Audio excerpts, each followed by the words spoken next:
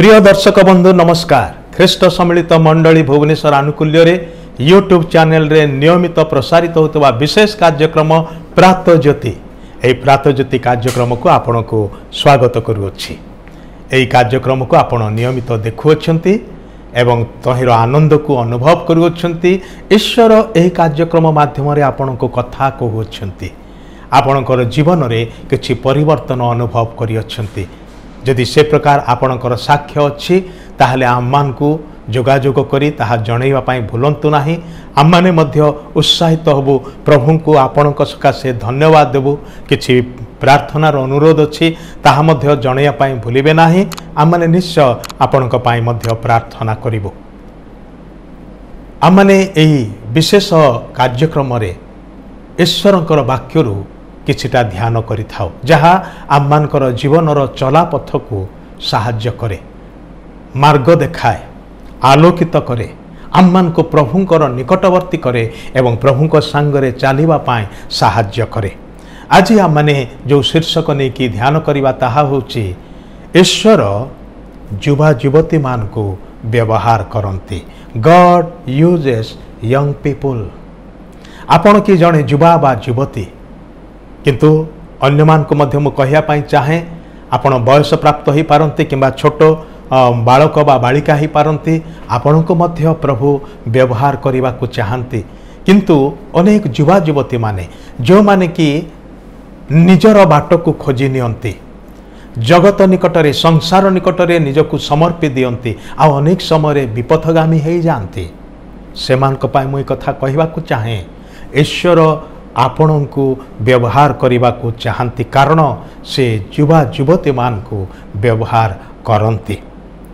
वाक्य गोटे कथा लिखा अच्छी प्रथम तिमोथी 4 पर्वर 12 पदरे, तुम्भर यौवनावस्था सकाशे केही तुम्भको तुच्छ न करू, किंतु वाक्य आचरण रे प्रेम रे विश्वास रे ओ पवित्रता रे विश्वासी मानकर आदर्श स्वरूप हुआ। एठारे जड़े युवा को ए उत्साहर कथा कह जाउची।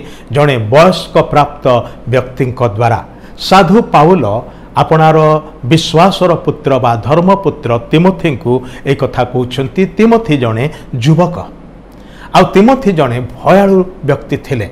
से कौनसी उत्तम कार्य करने विषय मध्य हठात साहस करि पारु नथिले।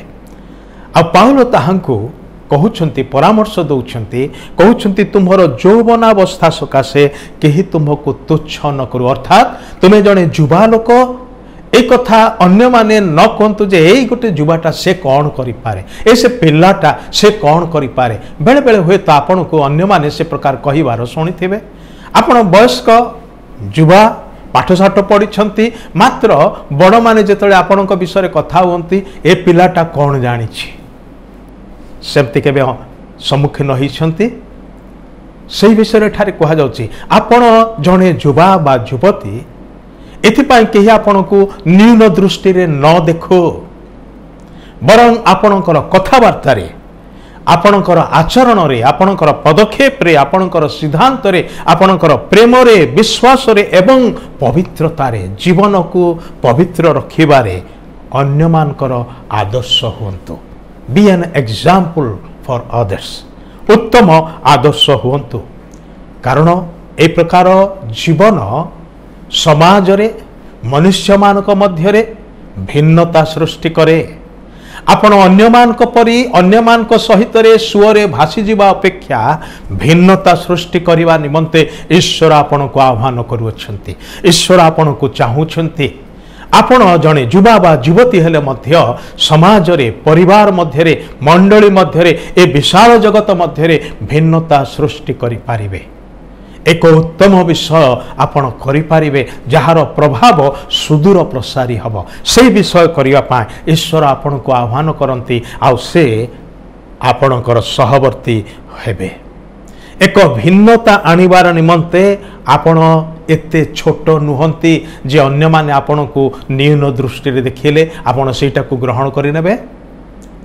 हाँ मते अन्य माने जेमती कहछन सतरे मु एटा करि पारिबे नाही, एटा मोदे हबो नाही, एगुडा को नकारात्मक कथा सेटा आपण मुखरे उच्चारित न हो।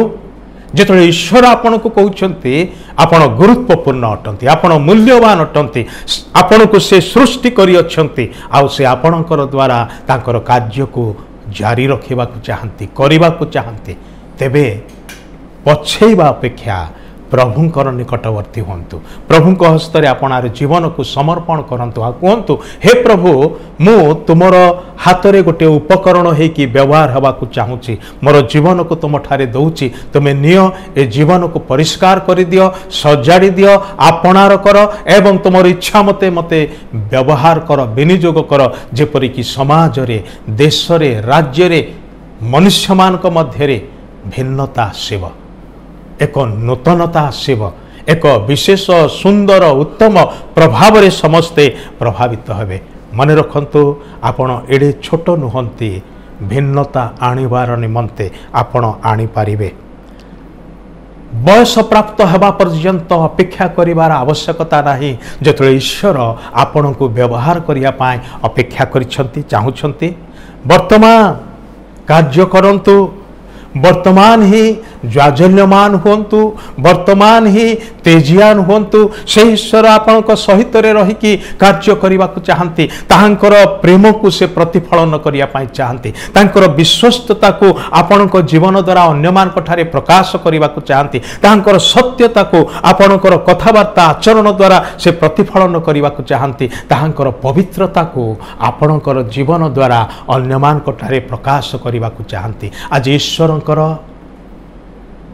ଗୋଟିଏ ଚ୍ୟାନେଲ ହେବେ କି, ଗୋଟିଏ ପାଇପଲାଇନ୍ ହେବେ କି? ଈଶ୍ୱର ହେବେ ଉତ୍ସ ଏବଂ ତାହାଙ୍କର ସେହି ପ୍ରେମ, ପବିତ୍ରତା, ଧାର୍ମିକତା, ନ୍ୟାୟ, ଶାନ୍ତି, ଆନନ୍ଦ, ସତ୍ୟତା, ବିଶ୍ୱସ୍ତତା ଏସବୁ ଆପଣଙ୍କର ଜୀବନ ଦ୍ୱାରା ପ୍ରବାହିତ ହେବ ଏବଂ ଅନ୍ୟମାନଙ୍କୁ ମଧ୍ୟ ପ୍ରଭାବିତ କରିବ। ଯେମିତିକି ପାଣି ଯୁଆଡ଼େ ଯୁଆଡ଼େ ବହିଯାଏ, ସେ ଦୁଇ କୂଳକୁ ସଞ୍ଚାରିତ କରେ, ସିକ୍ତ କରେ ଏବଂ ତାହାକୁ ଆଉ ସୁନ୍ଦର ଆଉ ଗଛପତ୍ର ବଢ଼ିବାରେ ସବୁଜ ଆଉ ସତେଜ କରେ, ଅନେକଙ୍କର ଉପକାର କରେ।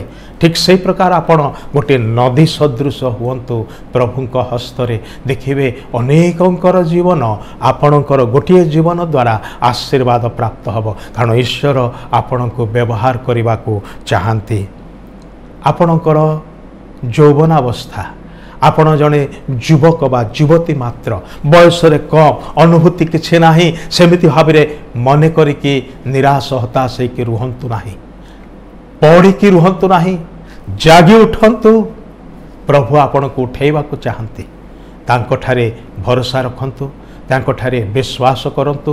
ଆପଣଙ୍କର ହୃଦୟ ମନକୁ, ଆପଣଙ୍କର ଜୀବନକୁ, ଆପଣଙ୍କର ବର୍ତ୍ତମାନ ଏବଂ ଭବିଷ୍ୟତକୁ ପ୍ରଭୁ ଯୀଶୁ ଖ୍ରୀଷ୍ଟଙ୍କ ହାତରେ ଦିଅନ୍ତୁ। ସେ ଆପଣଙ୍କର ଜୀବନକୁ ସୁନ୍ଦର କରି ଗଠନ କରିକି ତାଙ୍କ ଗୌରବର ନିମନ୍ତେ ଅନ୍ୟମାନଙ୍କର ଆଶୀର୍ବାଦର କାରଣ କରିକି ବ୍ୟବହାର କରିବେ। ପ୍ରଭୁ ଆପଣଙ୍କୁ ଆଶୀର୍ବାଦ କରନ୍ତୁ। ଧନ୍ୟବାଦ।